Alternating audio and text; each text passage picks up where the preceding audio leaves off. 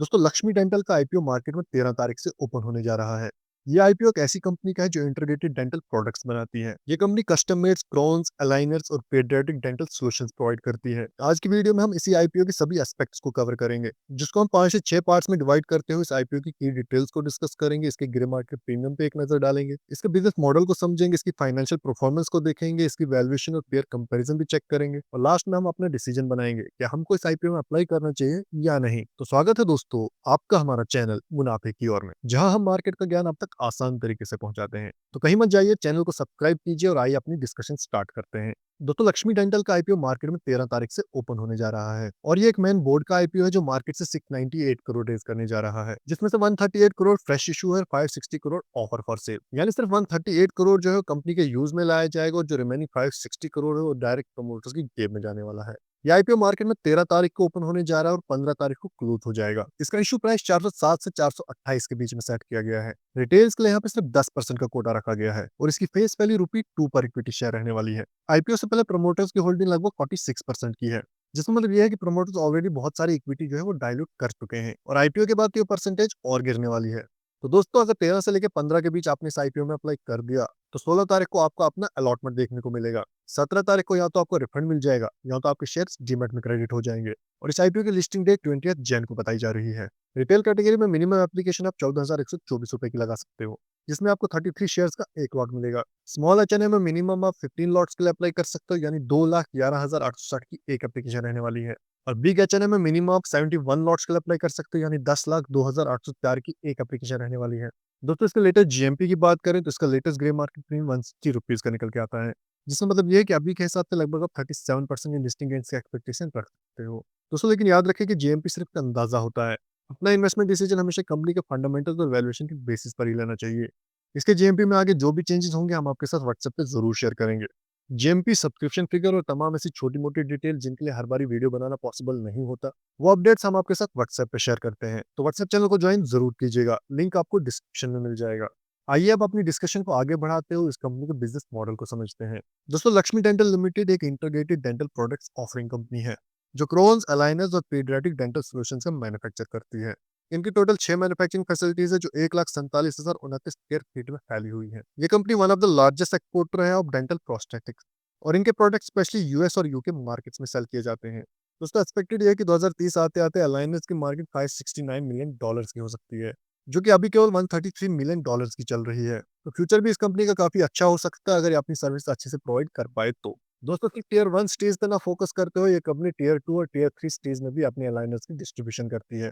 और दोस्तों paediatric dental products की बात करें तो ये सेगमेंट 2030 आते आते लगभग 14% की ग्रोथ दिखा सकता है। और दोस्तों ये एक इकलौती इंडियन कंपनी है जिनके पास यूएसए में एफडीए की क्लियरेंस है। एफडीए क्लियरेंस का यह मतलब है कि यूएसए में इनके प्रोडक्ट्स को सेफ कंसीडर किया जाता है to sell in the US market. दोस्तों अगर इनकी कुछ और स्ट्रेंथ की बात करें तो India only integrated end to end dental products company है और इस तरह के लार्जेस्ट प्लेयर है इन डोमेस्टिक लेबोरेटरी बिजनेस और लार्जेस्ट इन एक्सपोर्ट लेबोरेटरी। इनका एक डाइवर्सिफाइड प्रोडक्ट पोर्टफोलियो है और ये टेक्नोलॉजिकली एडवांस कैपेबिलिटीज रखते हैं। दोस्तों आइए अब इस आईपीओ के ऑब्जेक्टिव्स की बात कर लेते हैं। मतलब मार्केट से जो 698 करोड़ रेज करने जा रहे हैं वो ये किस काम में लाने वाले हैं। दोस्तों मैं आपको ऑलरेडी बता चुका हूँ कि इसमें से 560 करोड़ जो है वो ऑफर फॉर सेल है और ये डायरेक्ट प्रोमोटर्स की जेब में जाने वाला है। इसका कोई भी इस्तेमाल कंपनी के किसी भी यूज में नहीं लाया जाएगा। और जो रिमेनिंग 138 करोड़ है वो फ्रेश इशू है, इसमें से कोई कंपनी के यूज में लाया जाएगा। इसी पैसे से अपनी कुछ बोरिंग्स को रिपे करेंगे और इसी पैसे को ये अपनी कुछ सब्सिडीज का कर्जा चुकाने में भी इस्तेमाल करेंगे।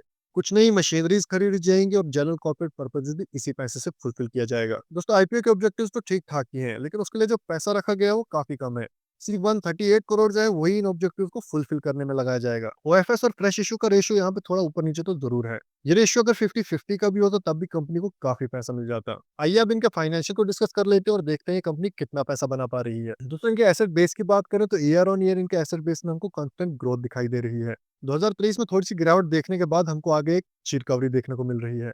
इनका रेवेन्यू भी यहाँ पे हमको कॉन्स्टेंटली बढ़ता हुआ ही दिखाई दिया है। 2022 में इन्होंने 138 करोड़ का रेवेन्यू जनरेट किया था और 2023 में 163 करोड़ का और 24 में 195 करोड़ का और इस साल भी सितंबर के क्वार्टर तक ये ऑलरेडी लगभग 118 करोड़ का रेवेन्यू जनरेट कर चुके हैं। दोस्तों ये कंपनी रिसेंटली प्रॉफिटेबल भी हुई है और FY24 में लगभग इन्होंने 25 करोड़ का प्रॉफिट कमाया है। इनकी नेटवर्थ भी यहाँ पे हमको कॉन्स्टेंटली बढ़ती हुई दिखाई दी है। लेकिन दोस्तों एसेट्स, रेवेन्यू और प्रॉफिट के साथ-साथ यहाँ पे हमको इनका कर्जा भी बढ़ता हुआ दिखाई दे रहा है। अभी इनके ऊपर लगभग 41 करोड़ का कर्जा है, लेकिन आईपीओ आने के बाद ये नंबर हमको काफ़ी कम होता हुआ दिखाई दे सकता है। क्योंकि आईपीओ के पैसे से ये अपना कर्जा भी रिपे करने वाले हैं। जिसका मतलब ये है कि आईपीओ आने के बाद इसके फाइनेंशियल्स हमको और अट्रैक्टिव दिखाई दे सकते हैं। दोस्तों आइए अब इसके पीयर कंपैरिजन की बात कर लेते हैं। आपने पीयर कंपैरिजन में इन्होंने केवल पॉलीमेडिक क्योर को दिखाया है, जिसका पी 94x का निकल के आता है। और अगर हम लक्ष्मी डेंटल के पी की बात करें तो इसका पी 89x का निकल के आता है। जिसका मतलब ये है कि अपने पेयर से मुकाबले थोड़ी सी सस्ती वैल्यूएशन पे अपने आईपीओ लेकर आए हैं। दोस्तों अब सवाल आता है कि क्या मैं इस आईपीओ में अप्लाई करूंगा या नहीं। दोस्तों लक्ष्मी डेंटल का इंटीग्रेटेड बिजनेस मॉडल और इनकी ग्लोबल प्रेजेंस इनके लिए एक स्ट्रॉन्ग एडवांटेज है। इनकी फाइनेंशियल परफॉर्मेंस भी इंप्रूव हो रही है। पिछले कुछ सालों तक ये कंपनी लॉस में चल रही थी और रिसेंटली इस कंपनी ने प्रॉफिट बनाना भी स्टार्ट कर दिया है। नो डाउट इनके ऊपर कर्जा भी काफी है, लेकिन आईपीओ आने के बाद वो भी कम हो जाएगा। इसलिए दोस्तों मेरे पर्सनल एनालिसिस के हिसाब से मैं इस आईपीओ में अप्लाई भी जरूर करूंगा। आपका क्या डिसीजन है मेरे साथ कमेंट्स में जरूर शेयर कीजिएगा। तो दोस्तों ये था लक्ष्मी डेंटल आईपीओ का डिटेल एनालिसिस। अगर आपको ये वीडियो पसंद आई हो तो इसको लाइक करें और अपने दोस्तों के साथ शेयर जरूर करें। ये वीडियो सिर्फ एजुकेशनल और इन्फॉर्मेशन पर्पसेस के लिए है। कोई भी इन्वेस्टमेंट करने से पहले अपने फाइनेंशियल एडवाइजर से कंसल्ट जरूर कीजिएगा। नए आईपीओ के अपडेट्स के लिए हमारे चैनल को सब्सक्राइब करना ना भूलें।